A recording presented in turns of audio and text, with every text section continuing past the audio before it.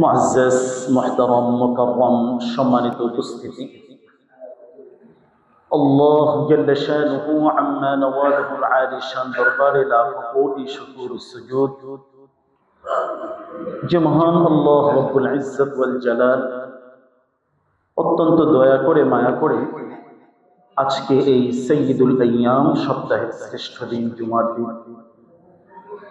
পৃথিবীর সর্বশ্রেষ্ঠ জায়গা আল্লাহর পবিত্র ঘর জামে মসজিদে জুমার সালাত আদায়ের উদ্দেশ্যে আমাদেরকে আসার এবং বসার তৌফিক এবং সুযোগ দিয়েছে। সর্বপ্রথম মহান মালিকের দরবারে শুকরিয়া আদায় করি, অন্তরের অন্তঃস্থল থেকে কালিমাতুশ শুকর আদায় করি, আলহামদুলিল্লাহ। সম্মানিত উপস্থিতি, পবিত্র মাস, সম্মানিত মাস রজব মাসে আমরা আছি। আজকে তৃতীয় জুমার সালাত আদায়ের জন্য আমরা এসেছি। 19 তারিখ আজকে অত্যন্ত গুরুত্বপূর্ণ বরকতময় মুহূর্তে আমরা উপস্থিত আছি। এই পুরো সময়গুলো আমাদের আমলের মাধ্যমে, আমাদের দোয়ার মাধ্যমে বরকতময় করে নেওয়া। বিশেষ করে বিশ্বনবী সাল্লাল্লাহু আলাইহি ওয়াসাল্লামের যে রমাদান পূর্ব প্রস্তুতি যে ছিল, একজন আশিকে রসুল হিসাবে, রসুল প্রেমিক হিসাবে এই প্রস্তুতিগুলো আমাদের ভেতরেও পরিপূর্ণভাবে, পরিপূর্ণ মাত্রায় গ্রহণ করার জন্য সর্বোচ্চ চেষ্টা করে এবং বিশেষ করে মহান আল্লাহ সুবহানাহু ওয়া তাআলার দরবারে দোয়া করা, আল্লাহুম্মা বারিক লানা ফি রজব ওয়া শাবান ওয়া বাল্লিগনা রমাদান। সাথে সাথে এই পবিত্র মাস যখন উপস্থিত হয়, এর ভিতরে ঐতিহাসিক যে ঘটনাবলীগুলো রয়েছে, ইতিহাস থেকে যদি আমরা দেখি তাহলে এই শেষ দিকে এসে গুরুত্বপূর্ণ, অত্যন্ত গুরুত্বপূর্ণ আমলের কিছু বিষয় আমাদের সাথে সম্পৃক্ত হয়ে যায়। আজকে যে আয়াতে কারিমা তেলাওয়াত করেছি, কুরআনুল কারীমের অত্যন্ত গুরুত্বপূর্ণ প্রসিদ্ধ এক সূরার আয়াতে কারিমা। এই আয়াতে আল্লাহ সুবহানাহু ওয়া তাআলা বিশেষ একটি ঘটনার দিকে ইঙ্গিত করেছেন। এই ঘটনার ঐতিহাসিক প্রেক্ষাপট এবং এর ঐতিহাসিক যে তারিখগুলো আছে, এর মাঝে যদি আমরা দেখি, প্রসিদ্ধ মতামতটা গ্রহণ করি, তাহলে আমরা এই যে রজবের শেষ দিকে আছে, এই সময় আল্লাহ সুবহানাহু ওয়া তাআলা এই বিশেষ ঐতিহাসিক এই সফর, পবিত্র মেরাজের সফর, ইসরার সফর, আসমানি এই সফর মহান আল্লাহ সুবহানাহু ওয়া তাআলা ঘটিয়েছিলেন। এটা এত গুরুত্বপূর্ণ একটি বিষয় যার সাথে আমাদের ঈমানের সম্পৃক্ততা রয়েছে।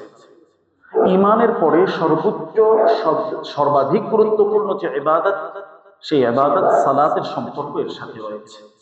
তো আজকে এই জুমা পূর্ব সংক্ষিপ্ত আলোচনায় ইনশাআল্লাহ আসমানি এই যে আল্লাহ সুবহানাহু ওয়া তাআলা সফর করিয়েছেন তার প্রিয় হাবিব জনাবে মুহাম্মদুর রাসূলুল্লাহ সাল্লাল্লাহু আলাইহি ওয়াসাল্লামকে, সেই ঐতিহাসিক পবিত্র ইসরা এবং মেরাজের সেই সফর নিয়ে সংক্ষিপ্ত কিছু আলোচনা আমরা শুনবো ইনশাআল্লাহ।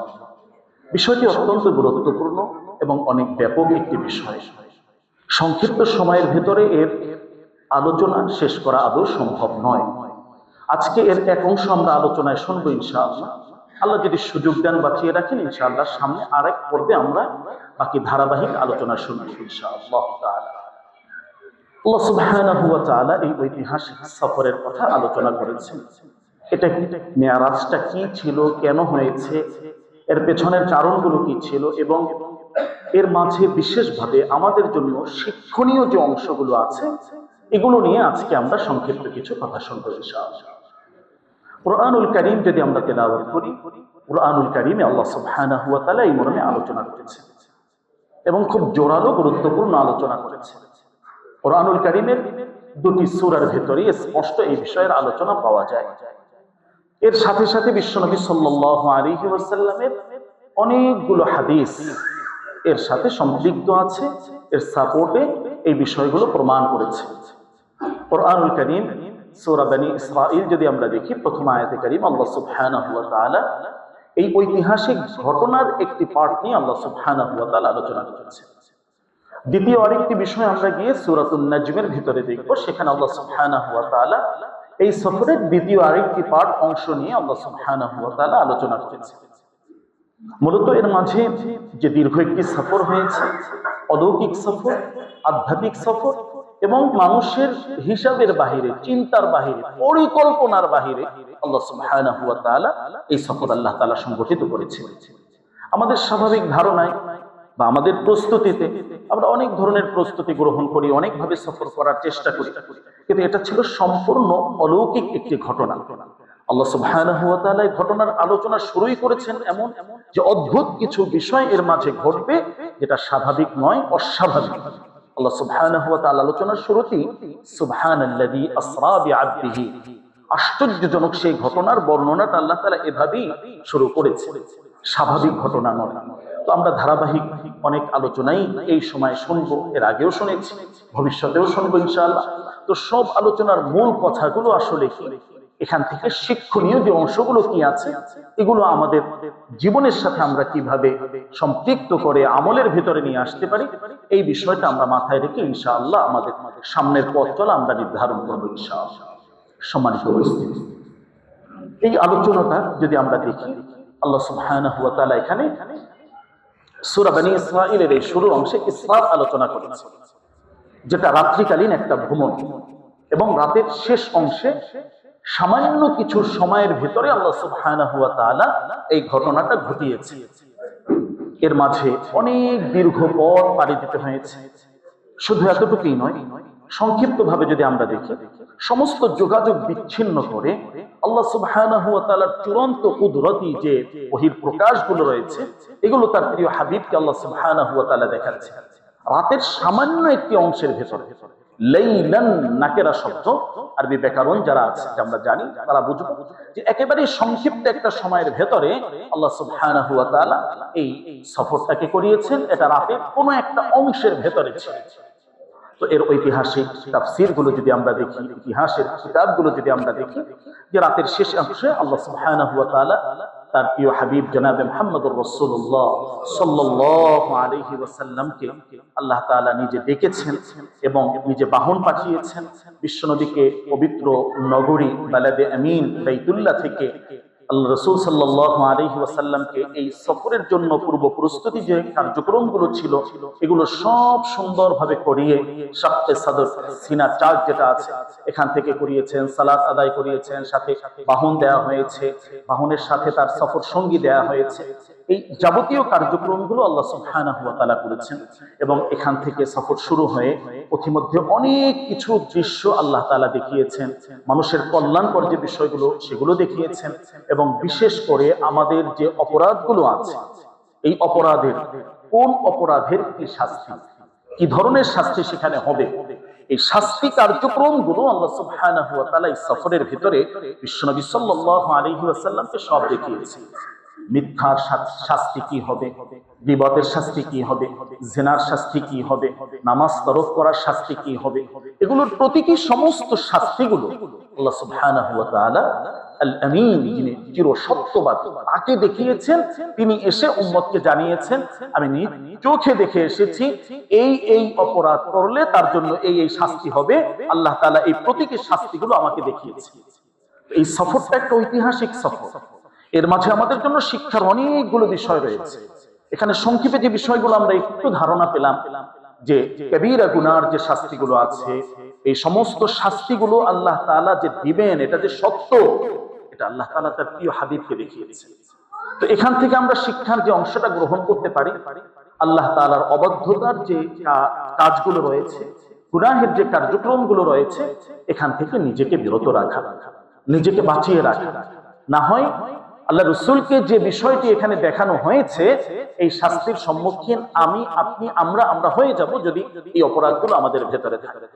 তাহলে অপরাধবোধ জাগ্রত করে এখান থেকে তাওবার মানসিকতা সৃষ্টি করে সম্পূর্ণভাবে জীবনে ইউটার্ন দিয়ে ফিরে আসা, এটা হলো মিরাজের গুরুত্বপূর্ণ একটা শিক্ষার অংশ। অপরাধ থেকে আমাদেরকে বাঁচতে হবে, গুনাহ থেকে আমাদেরকে ফিরে আসতে হবে। না হয় গুনাহের শাস্তিগুলো এটা অবশ্যম্ভাবী, এটা আসবে, এটা চিরসত্য। প্রিয় হাবিব সাল্লাল্লাহু আলাইহি ওয়াসাল্লামকে এটা আল্লাহ তাআলা দেখিয়েছেন।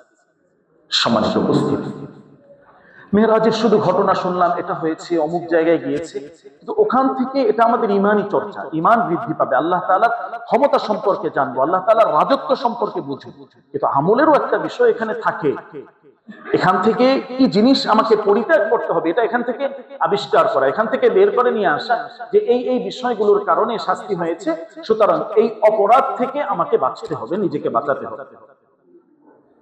সম্মানিত উপস্থিতি, তাহলে এই সফরের একটি অংশ ছিল পবিত্র বাইতুল্লাহ থেকে বাইতুল মাকদাস পর্যন্ত, যেটাকে ইসরা হিসাবে কুরআনুল কারীমে উল্লেখ করা হয়েছে। রাতের ছোট একটা অংশের যে ভ্রমণ, এটাকে ইসরা বলা হয়। আর এই অংশের ভেতরে বিশ্বনবী সাল্লাল্লাহু আলাইহি ওয়াসাল্লাম ঐতিহাসিক অনেক কিছু এখানে দেখেছেন এবং বিশেষ করে তার সফর সঙ্গী জিবরাইল আমিন তার থেকে জেনেছেন যে এই কার্যক্রমগুলো কি, কেন হচ্ছে, এর পেছনের রহস্যগুলো কি। অনেক রহস্যপূর্ণ বিষয় এখানে আল্লাহ সুবহানাহু ওয়া তাআলা দেখিয়েছেন। দুনিয়ার বাস্তব অবস্থা এটা কি আছে, এটাও আল্লাহ তাআলা দেখিয়েছেন। অপরাধ প্রবণতা যারা যে করছে তাদের বাস্তব শাস্তিগুলো কি, এগুলো আল্লাহ তাআলা দেখিয়েছেন। এরপরে আল্লাহ সুবহানাহু ওয়া তাআলা এই পুরো সফরের মাঝে বাইতুল মাকদাস পর্যন্ত একটা স্টেশন সেখানে ছিল, সেই পর্যন্ত গিয়ে এখানে আল্লাহ রাসূল সাল্লাল্লাহু আলাইহি ওয়াসাল্লামকে থামিয়েছেন। এবং সবচেয়ে বড় একটি বিষয় এখানে যেটা ঘটেছে, সমস্ত পয়গম্বর আলাইহিমুস সালাম আল্লাহ সুবহানাহু ওয়া তাআলা বিশেষ ক্ষমতায় তাদেরকে উপস্থিত করে বিশ্বনবী সাল্লাল্লাহু আলাইহি ওয়াসাল্লামের পেছনে তার ইমামতিতে সালাত আদায় করার ব্যবস্থা সেখানে করে দিয়েছেন। সুবহানাল্লাহ। আমরা যে বিশ্বনবী সাল্লাল্লাহু আলাইহি ওয়াসাল্লামকে সাইয়্যিদুল মুরসালিন, ইমামুল মুরসালিন বলছি, সমস্ত পয়গম্বর আলাইহিমুস সালামের তিনি ইমামতি করেছেন, সেটা কখন ছিল, কোথায় ছিল? এই ঐতিহাসিক সফরে বাইতুল মাকদাসে সেই গুরুত্বপূর্ণ সালাত অনুষ্ঠিত হয়েছে। তো বিশ্বনবী সাল্লাল্লাহু আলাইহি ওয়াসাল্লামের রিসালাতের প্রমাণ এখানে পাওয়া যায়, বিশ্বনবী সাল্লাল্লাহু আলাইহি ওয়াসাল্লামের নবুয়তের গুরুত্বপূর্ণ প্রমাণ এখানে পাওয়া যায়, এবং আল্লাহ সুবহানাহু ওয়া তাআলা তাকে যে শ্রেষ্ঠত্ব দিয়েছেন এই বিষয়গুলো এখান থেকে জানা যায়। তো এই সফরের গুরুত্বপূর্ণ আরেকটি শিক্ষার অংশ হলো আমাদের প্রিয় হাবিব জনাবে মুহাম্মদুর রাসূলুল্লাহ সাল্লাল্লাহু আলাইহি ওয়াসাল্লাম তিনি ইমামুল মুরসালিন, সমস্ত পয়গম্বর আলাইহিমুস সালামদের ইমামতি আল্লাহ তাআলা তার মাধ্যমে করিয়েছেন। এটা তার সম্মান, এটা তার শ্রেষ্ঠত্ব। সরাসরি আল্লাহ তাআলা আরশ পর্যন্ত তাকে নিচ্ছেন। গুরুত্বপূর্ণ আরেকটা মর্যাদার বহিঃপ্রকাশ আমাদের প্রিয় হাবিব সাল্লাল্লাহু আলাইহি ওয়াসাল্লামকে আমরা তো অনেক সময় ওইভাবে চিনি না, বা তার যে গুরুত্বপূর্ণ সম্মানের অংশগুলো অনেক সময় আমরা অনুধাবন করতে পারি না। এখানে আল্লাহ সুবহানাহু ওয়া তাআলা এই বিষয়গুলো আমাদেরকে শিক্ষা দিচ্ছেন। তো সফরের গুরুত্বপূর্ণ একটা অংশ এখানে ছিল বাইতুল্লাহ থেকে বাইতুল মাকদাস পর্যন্ত, এবং এর মাঝে ঐতিহাসিক অনেক ঘটনা আল্লাহ তাআলা ঘটিয়েছেন। কুরআনুল কারীম সূরা বনী ইসরাঈল 17 নং সূরার প্রথম আয়াতে কারিমায় আল্লাহ তাআলা এই বিষয়টি আলোচনা করেছেন। সাথে সাথে এই সফরটি কেন হয়েছিল এই আয়াতে কারিমে আল্লাহ তাআলা সেটাও জানিয়ে দিয়েছেন। লিনুরিয়াহু মিন আয়াতিনা, এই সফরের পেছনে ঐতিহাসিক অনেকগুলো কারণ ছিল, প্রেক্ষাপট ছিল, এর মাঝে রহস্য ছিল। তো আল্লাহ সুবহানাহু ওয়া তাআলা এই বিষয়গুলো দেখানোর জন্য, বিশেষ করে আল্লাহ তাআলার যে কুদরত, আমরা অনেক সময় মৌখিকভাবে বলি, অনেক সময় ওইভাবে গভীরভাবে অনুধাবন করার মতো সেই সক্ষমতা আমাদের ভিতরে আসে না। তো এটা কিভাবে হবে আল্লাহ সুবহানাহু ওয়া তাআলা এগুলো সব দেখিয়েছেন। কুরআনুল কারীমের দ্বিতীয় আরেকটি সূরা সূরা নাজমের ভিতরে যদি আমরা যাই, এই মর্মে আরো গুরুত্বপূর্ণ কিছু রহস্যময় কথা, গুরুত্বপূর্ণ কিছু শিক্ষণীয় অংশ আল্লাহ সুবহানাহু ওয়া তাআলা আমাদেরকে জানিয়েছেন। সূরা নাজমের ভিতরে আল্লাহ সুবহানাহু ওয়া তাআলা সফরের দ্বিতীয় যে অংশ ছিল, বাইতুল মাকদাস থেকে ঊর্ধ্ব জগতের ভ্রমণ, সিঁড়ির মাধ্যমে আল্লাহ তাআলা যেটা করেছেন। মিরাজ অর্থই হলো সিঁড়ি, আসমান থেকে সিঁড়ি নামিয়ে দেওয়া হয়েছে, বিশ্বনবী সাল্লাল্লাহু আলাইহি সাল্লামকে সেখানে উঠানো হয়েছে। জিবরাইল আমিন সাথে ছিলেন। প্রথম আসমান, দ্বিতীয় আসমান, তৃতীয় আসমান, চতুর্থ আসমান, সপ্তম আসমান শেষ করে সিদরাতুল মুনতাহা পাড়ি দিয়ে এরপর আরশ পর্যন্ত আল্লাহ রাসূল সাল্লাল্লাহু আলাইহি সাল্লাম পৌঁছেছেন। আল্লাহ তাআলার কুরসি দেখেছেন, আরশ দেখেছেন, এবং সবচেয়ে শ্রেষ্ঠতম মর্যাদার যে অংশটা, রাআইতু রাব্বি আযজা ওয়া জাল্লা, যে আমি আমার মহান মালিককে সরাসরি স্বচক্ষে দেখেছি। সুবহানাল্লাহ, আল্লাহ রাসূল নিজে এটা উল্লেখ করেছেন। ফাকানা কাবা কাউসাইনি আও আদনা, একেবারে সামনাসামনি হয়ে সেখানে কথা বলেছে। সেই কথোপকথনের ঐতিহাসিক সেই প্রেক্ষাপট, সেই ঘটনাগুলো এর ইঙ্গিত সূরাতুন নাজমের ভিতরে আল্লাহ সুবহানাহু ওয়া তাআলা এখানে আমাদেরকে জানিয়েছেন। এই যে সফরের গুরুত্বপূর্ণ এখানে একটা অংশ, আসমানগুলো পরিভ্রমণ করিয়েছেন এবং প্রত্যেক আসমানে গুরুত্বপূর্ণ কিছু বিষয় আল্লাহ তাআলা দেখিয়েছেন। লিনুরিয়াহু মিন আয়াতি, পৃথিবীবাসী এটা কখনোই জানতো না যদি আল্লাহ নিজ অনুগ্রহ তার প্রিয় হাবিবকে এটা না জানাতেন। তো আল্লাহ তাআলা জানিয়েছেন যে এখানে এটা আছে, এখানে এটা হচ্ছে। প্রথম আসমান, দ্বিতীয় আসমান, এই আসমানগুলোর মাঝে কি আছে, এবং প্রত্যেকটা আসমানে ইস্তেকবালের জন্য, রাসূলকে স্বাগত জানানোর জন্য বিশেষ বিশেষ পয়গম্বর আলাইহিস সালামদেরকে সেখানে উপস্থিত করেছেন আল্লাহ তাআলা। সুবহানাল্লাহ। আমাদের প্রিয় হাবিবের সম্মান, আমাদের প্রিয় নবীজির সম্মান আল্লাহ তাআলা এভাবে দেখাচ্ছেন। এই সপ্ত আসমানের পরিভ্রমণ রহস্যময় অনেক কিছু এখানে আছে। আমরা যে আজকে সালাত আদায় করছি, এই সালাতের ভিতরে যত ধরনের ইবাদত আছে, সালাতটাকে মূলত তো জামিউল ইবাদাত, উম্মাহাতুল ইবাদাত, সমস্ত ইবাদতের মূল বলা হয়। অর্থাৎ পৃথিবীতে যত মানুষ যত ধরনের ইবাদত করবে, সমস্ত ইবাদতের একটা সমন্বয় আল্লাহ তাআলা এই সালাতের মাঝে রেখেছে। এর মাঝে কিয়াম, দাঁড়িয়ে যে ইবাদতগুলো হয়, এই ইবাদতের একটা অংশ এখানে আছে। রুকুর ইবাদত আছে, সিজদার ইবাদত আছে, তাসবিহাতের ইবাদত আছে, তিলাওয়াতের ইবাদত আছে, দুআর ইবাদত আছে, বিশ্বনবী সাল্লাল্লাহু আলাইহি সাল্লামের উপরে দুরূদের ইবাদত আছে, নিজেকে গুনাহগার মনে করে আল্লাহর কাছে যে দোয়া করবে আল্লাহুম্মা ইন্নী যালামতু নাফসি, এই ইবাদত এর মাঝে আছে। সামগ্রিক সমস্ত ইবাদতগুলো আল্লাহ সুবহানাহু ওয়া তাআলা এই সালাতের মাঝে একত্রিত করে সমন্বয় করে দিয়েছেন। সুবহানাল্লাহ। তো আসমানে বিশ্বনবী যখন গিয়েছেন, বিভিন্ন ফেরেশতাদেরকে বিভিন্ন ইবাদতের মাঝে ওই অবস্থায় আল্লাহ রাসূল সাল্লাল্লাহু আলাইহি সাল্লাম দেখেছেন। কাউকে দাঁড়িয়ে ইবাদতরত অবস্থায় বিশ্বনবী দেখেছেন, কাউকে রুকু অবস্থায়, সিজদা অবস্থায়। এভাবে ইবাদতের বিভিন্ন অবস্থাগুলো আল্লাহ তাআলা রেখেছেন এবং ওই ফেরেশতারা আল্লাহ তাআলার নির্দেশে যতক্ষণ পর্যন্ত আল্লাহ তাআলা এভাবে বলবেন ওইভাবে লাগাতার ধারাবাহিক তারা ইবাদত কার্যক্রম পরিচালনা করেই যাবে। সুবহানাল্লাহ। তো আল্লাহ তাআলা সমস্ত ইবাদতকে একত্রিত করে এই সালাতের মাঝে আল্লাহ সুবহানাহু ওয়া তাআলা দিয়ে রেখেছেন। সম্মানিত উপস্থিতি, এই যে সফরের দ্বিতীয় যে একটি অংশ ছিল ঊর্ধ্ব জগতের সফর, এবং এখান থেকে আসমান ঘুরে সমস্ত কিছু পরিপূর্ণ করে বিশ্বনবী সাল্লাল্লাহু আলাইহি সাল্লাম রাতের কোন এক অংশে আবার এখানে চলে আসছে। লাইলাম মিনাল মাসজিদিল হারাম ইলাল মাসজিদিল আকসা, এটা রাতের ওই সামান্য এক অংশের ভেতরেই আল্লাহ সুবহানাহু ওয়া তাআলা করিয়েছেন। সুবহানাল্লাহ। তাহলে সফর এটা একটা দীর্ঘ সফর ছিল। এই সফরের মাঝে দুটি অংশ ছিল এবং সংক্ষিপ্তভাবে এভাবে বিশ্বনবী গিয়েছেন, আবার আল্লাহ সুবহানাহু ওয়া তাআলার দিদার লাভ করে তার দিদার নিয়ে আবার পৃথিবীর মাঝে চলে এসেছে। এই তো হলো আসা এবং যাওয়া। পথে মধ্যে আমাদের জন্য সবচেয়ে শিক্ষার যে মূল অংশটা, করণীয় যে বিষয়টা আছে, এটা যদি আমরা ভিন্নভাবে একটু দেখি, বিশ্বনবী সাল্লাল্লাহু আলাইহি ওয়াসাল্লাম এমন একটি গুরুত্বপূর্ণ ইবাদত আল্লাহর থেকে নিয়ে এসেছেন যেটা আল্লাহ তাআলা সরাসরি আসমানে ডেকে বিশ্বনবী সাল্লাল্লাহু আলাইহি সাল্লামকে দান করেছেন। সুবহানাল্লাহ। এটা সাধারণ কোনো ইবাদত নয়। ঈমানের পরে একজন মানুষের সবচেয়ে গুরুত্বপূর্ণ যে ইবাদত, যেটা বিশ্বনবী সাল্লাল্লাহু আলাইহি সাল্লাম সরাসরি আল্লাহর সাথে মিরাজ করেছেন, দিদারে গিয়েছেন, আর মুমিন যারা রয়েছেন, আল্লাহর প্রিয় বান্দাবান্দি যারা রয়েছেন, তারা এই সালাতের মাধ্যমে আল্লাহর মিরাজ করবেন, আল্লাহর দিদারে চলে যাবেন, আল্লাহর সাথে কথা বলবেন, আল্লাহ সুবহানাহু ওয়া তাআলার কথা এই সালাতের মাধ্যমে তারা শুনবেন। সুবহানাল্লাহ। বিশ্বনবী সাল্লাল্লাহু আলাইহি সাল্লাম তিনি মেরাজ করেছেন, সরাসরি সশরীরে আল্লাহ তাআলা তাকে ওই জায়গা পর্যন্ত নিয়েছেন।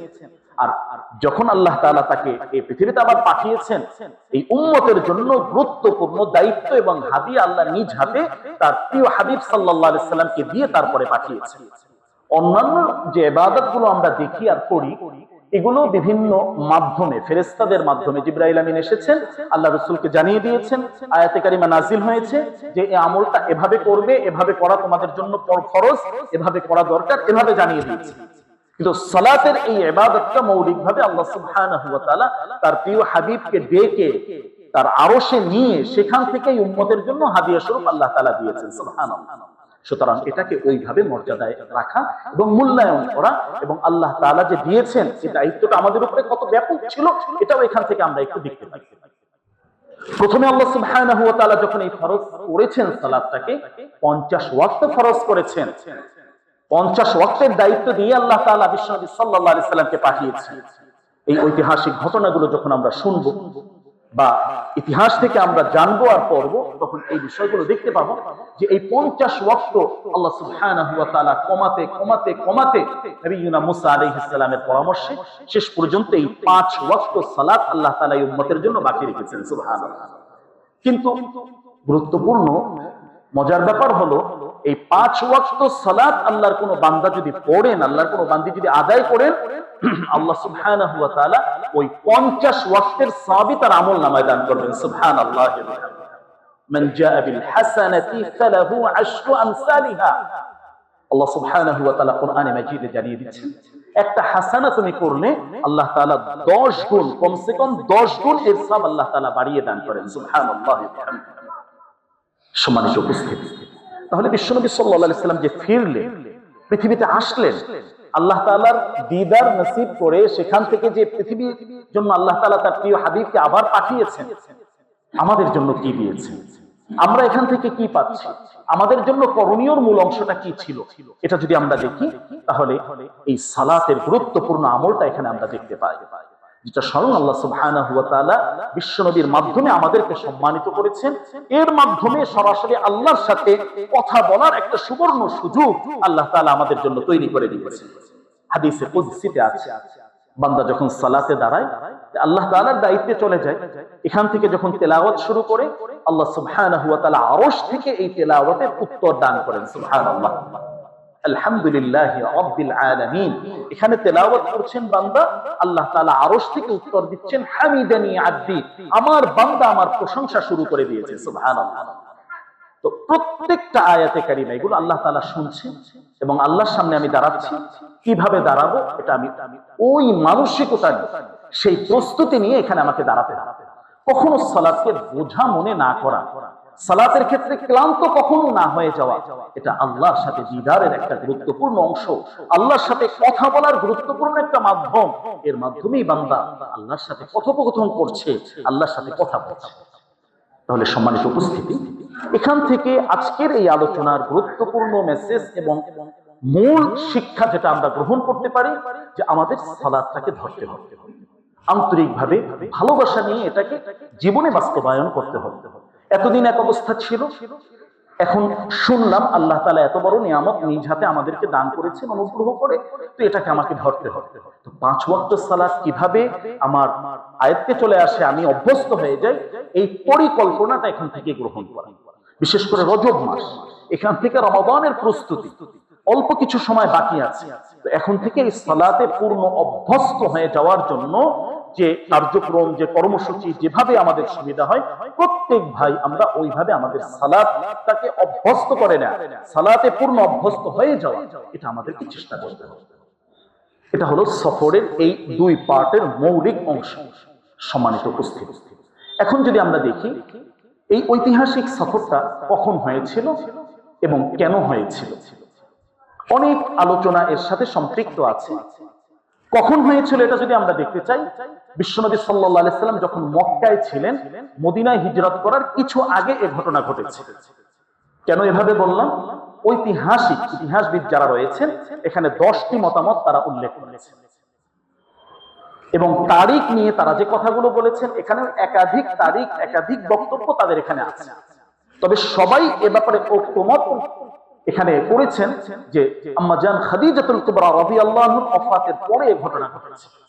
তাহলে মৌলিকভাবে আমরা যদি ধরি, এখান থেকে প্রসিদ্ধ একটা মত আমরা নেই, তাহলে আমরা এখন যে মাসে আছি, পবিত্র মাস, সম্মানিত মাস রজব মাস, এটা একটা গুরুত্বপূর্ণ প্রসিদ্ধ মত।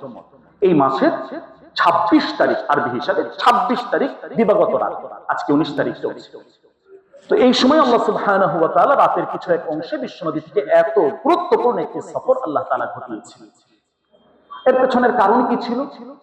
শিক্ষণীয় যে অংশগুলো এখান থেকে আমরা দেখতে পাই, আল্লাহ সুবহানাহু ওয়া তাআলা তার প্রিয় হাবিব সাল্লাল্লাহু আলাইহি সাল্লাম তিনি সাধারণ কোনো মানুষ ছিলেন এবং এই সফরটাও সাধারণ কোনো সফর ছিল না। যে রাতে হয়েছে রাতটাও সাধারণ কোনো রাত ছিল না। সবকিছুই ছিল আল্লাহ সুবহানাহু ওয়া তাআলার কাছে অত্যন্ত গুরুত্বপূর্ণ একটি বিষয়। কেন হয়েছে? ইতিহাসের কিতাবগুলো যদি আমরা পড়ি আর দেখি তাহলে এখানে দেখব অনেকগুলো কারণ সেখানে উল্লেখ করা হয়েছে।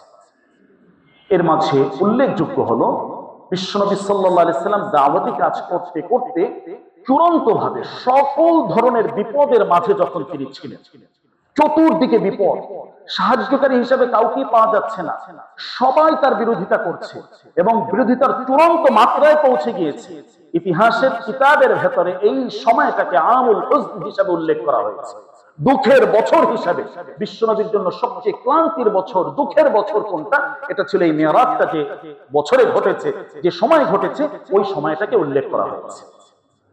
অনেকগুলো কারণ ছিল। এর মাঝে বিশ্বনবী সাল্লাল্লাহু আলাইহি ওয়াসাল্লামের সবচেয়ে প্রিয়, যিনি সবচেয়ে বেশি সাপোর্ট দিয়েছেন, তার প্রিয় স্ত্রী, প্রিয়তমা সেই স্ত্রী আম্মা জান খাদিজাতুল কুবরা রাদিয়াল্লাহু আনহা, তার ওফাত হয়েছে। যখন সবাই বিরোধিতা করেছে, কোথাও কোনো জায়গা নেই, তখন আম্মা জান খাদিজাতুল কুবরা রাদিয়াল্লাহু আনহা আল্লাহ রাসূল সাল্লাল্লাহু আলাইহি ওয়াসাল্লামকে সাহস দিয়েছে যে আপনি নবী, আপনার মতো লোককে কেউ অপমান করতে পারবেন না। আমার যত সম্পদ আছে সব আপনার কাছে আমি দিয়ে দিচ্ছি। সূরা যুহা তেলাওয়াত করলে এই পুরো ইতিহাসগুলো এখানে আমরা দেখব। খাদিজাতুল কুবরা রাদিয়াল্লাহু আনহা ইসলামের জন্য কি না করেছে। এখান থেকে আরো যে শিক্ষা, আমাদের ঘরের যারা রয়েছেন, আমাদের স্ত্রী, আমাদের কন্যা, আমাদের মা, তাদেরকে এই ইতিহাসগুলো শেখানো।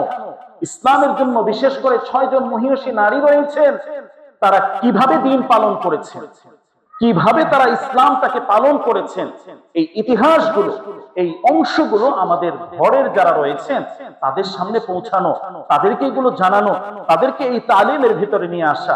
ইসলামের জন্য এত বড় কোরবানি এই মহিলা যারা রয়েছেন তারাও করেছেন। হাজী সাহেবরা যখন হজের সফরে, উমরার সফরে থাকেন, বিশেষ করে মক্কা নগরীতে যে জায়গায় সর্বাধিক চোখের পানিগুলো পড়ে, এর মাঝে অন্যতম একটা হলো আম্মা জান খাদিজাতুল কুবরা রাদিয়াল্লাহু আনহা ওই মাকবারায় যখন যায় আর ইতিহাসের এই অংশগুলো যখন স্মরণ করে যে এখন তো অনেক আপন লোক পাওয়া যায়, কাছের লোক পাওয়া যায়, সাহায্যকারী পাওয়া যায়, কিন্তু যখন কেউ ছিল না, সবাই বিরোধিতা করেছে, বিশ্বনবী সাল্লাল্লাহু আলাইহি সাল্লামের মাথার উপরে উটের নাড়ি ভরে চাপিয়ে দেওয়া হচ্ছে, ওই সময় তিনি সাপোর্ট দিয়েছেন, সাহস জুগিয়েছেন, সমস্ত সম্পদ ইসলামের জন্য কোরবান করেছেন।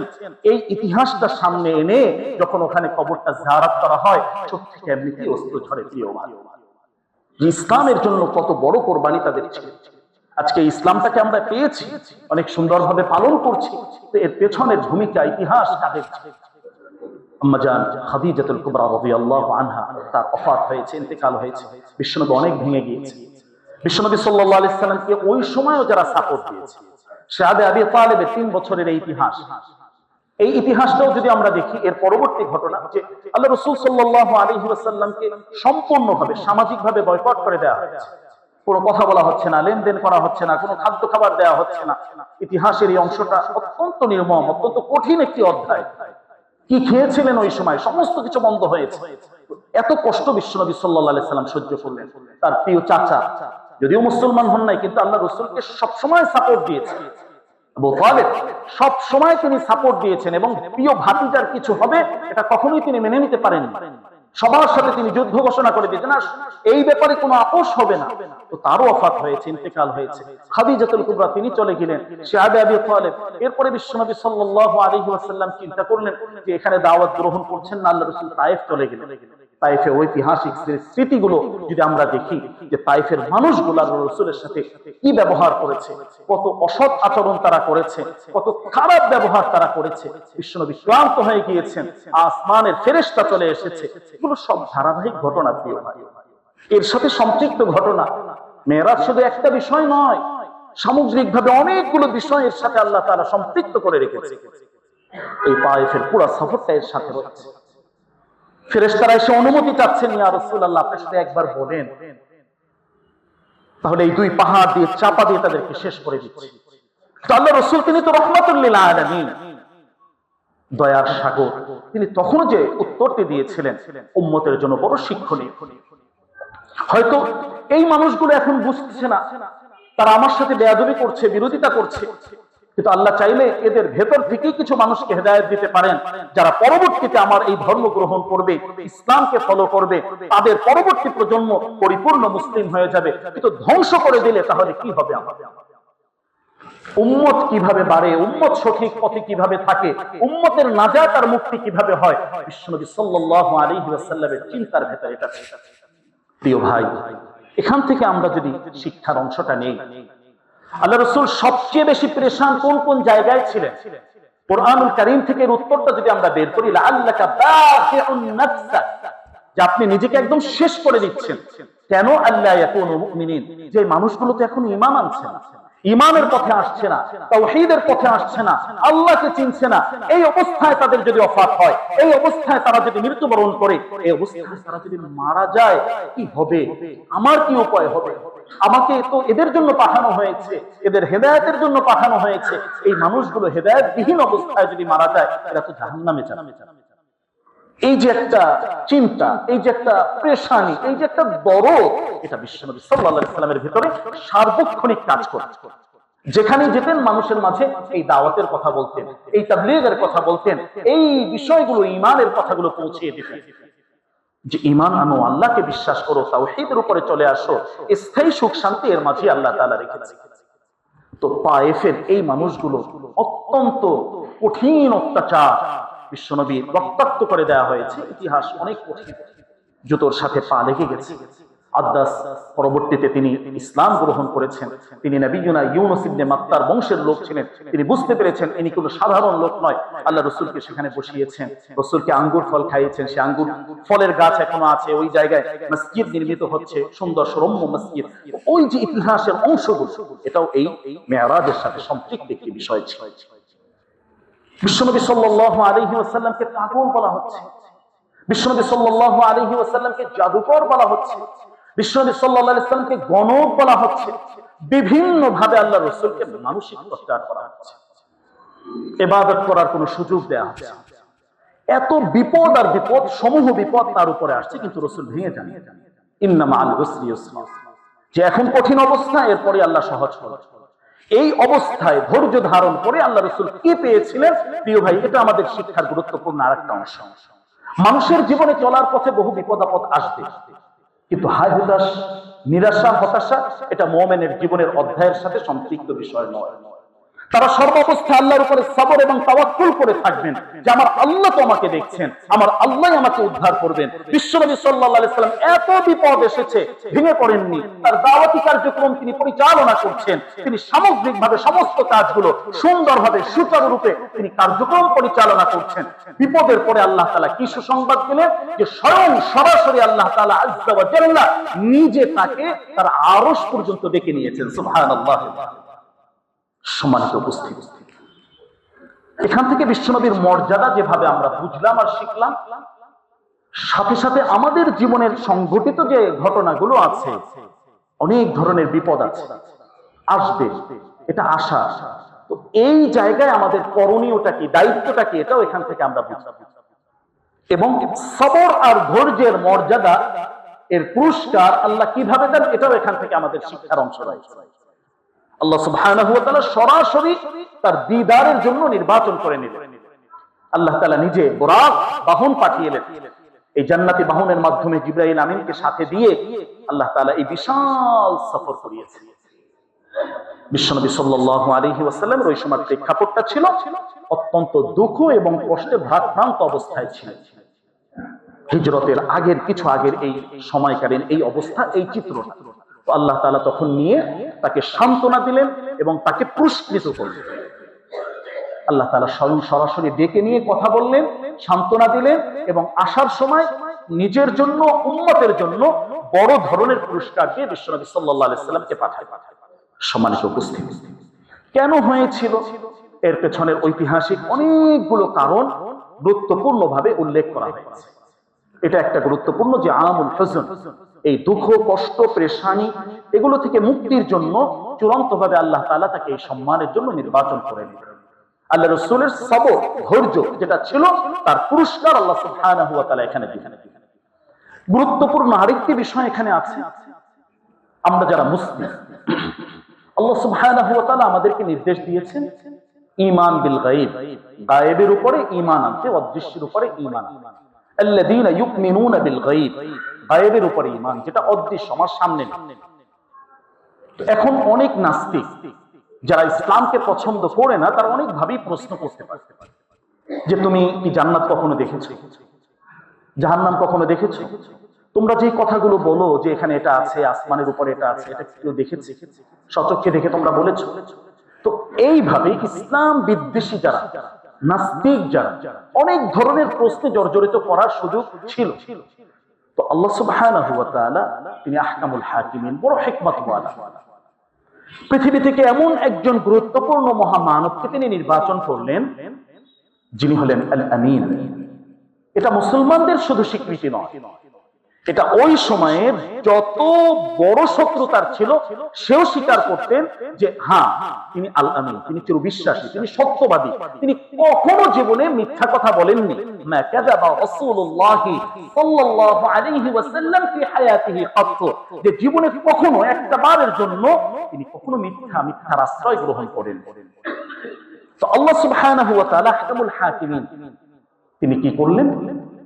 তিনি পুরো উম্মত থেকে এমন একজন গুরুত্বপূর্ণ মহামানবকে নির্বাচন করলেন এই গায়েবের সমস্ত বিষয়গুলো দেখার জন্য, যিনি স্বচক্ষে পুরো উম্মতের পক্ষ থেকে এগুলো দেখে এসেছেন যে জান্নাত সত্য, আল জান্নাতু হাক্কুন ওয়ান নারু হাক্কুন, যে জান্নাত এটা আমি নিজ চোখে দেখে এসেছি, জান্নাতের নাজ ও নিয়ামতগুলো আমি দেখে এসেছি, আমি বলতে পারবো কোথায় কি আছে, ওমর রাদিয়াল্লাহু আনহুর বাসস্থানটা কোথায় এটাও আল্লাহ তাআলা দেখিয়েছেন, এবং বেলাল রাদিয়াল্লাহু আনহু জান্নাতে যে রাসূলের আগে হাঁটছেন এটাও বিশ্বনবী সাল্লাল্লাহু আলাইহি সাল্লামকে দেখানো হয়েছে। সুবহানাল্লাহ। তো জান্নাতের এই বিষয়টা, এটা আজগুবি কোনো বক্তব্য নয়, অলৌকিক কোনো কথা আমরা বলছি, বিষয়টি এমন নয়। এটা হলো একদম পুরা স্বচক্ষে দেখে বিশ্বনবী সাল্লাল্লাহু আলাইহি সাল্লাম এসেছেন এবং উম্মতকে জানিয়েছেন।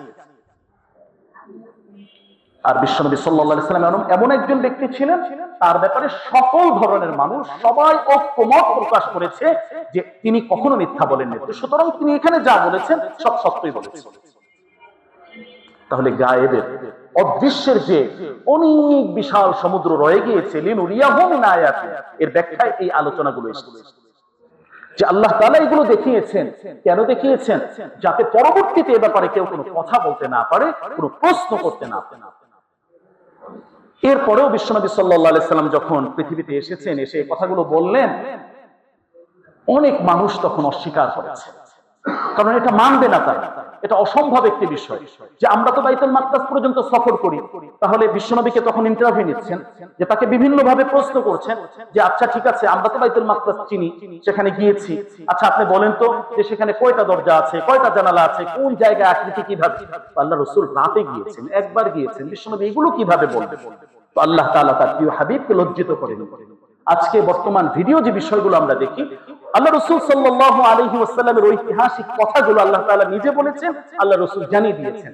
ফাতাফিকতু ওয়া আনা আনজুর, যে ওই সময় আমি উখবিরুহুম, তাদেরকে এই কথাগুলো এভাবে বলতেছিলাম যে কেমন যেন সরাসরি আমি লাইভ পুরাটা বাইতুল্লাহ থেকে বাইতুল মাকদাসটা দেখতেছিলাম। সুবহানাল্লাহি ওয়া বিহামদিহি।